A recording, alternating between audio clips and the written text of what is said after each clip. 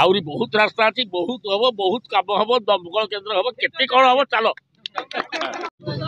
आज्ञा कौन कहवा आज प्रथम थर रास्ता उद्घाटन कले एमपी थे जी आप कौन आज शिमुलिया खोईरा निर्वाचन मंडल प्रथम करी एमपी महोदय निर्वाचित होती लक्षाधिक भोटे बहु भोटे भी जीति आज प्रथम उभय मिसिकी प्रधानमंत्री सड़क योजना आम शुभ दे आउरी बहुत रास्ता अच्छी बहुत हम बहुत काम हम दमकल केन्द्र हम केते कौन हम चल देखो ये जो प्रधानमंत्री ग्राम्य सड़क योजना ये स्वर्गत पूर्वतन प्रधानमंत्री भारत रत्न यशस्वी अटल बिहारी वाजपेयी परिकल्पना थिला। आज ये योजना माध्यम विभिन्न ग्राम जो सड़क एवं परिवहन सुविधा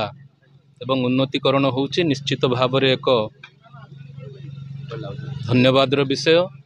आज आपण मैंने जो गाँव को भी जातु जो पंचायत को भी जातु प्रायतः जगार देखिए प्रधानमंत्री ग्राम्य सड़क योजना अधीन बहुत रास्तार उन्नतीकरण कर आज से परिक्रम बाउरीपदा ठारू पंडुशासन पर्यंत ये जो रास्ता अच्छी तार प्रशस्तीकरण उन्नतीकरण मान्यवर सिमुलियार विधायक पद्मलोचन पंडा महोदय उपस्थित एवं विभागीय अधिकारी उपस्थित एठिकार खैरा सिमुलिया एवं बाउरीपदा पंचायत समस्त कार्यकर्ता एवं नेतृत्व मानक उपस्थित तार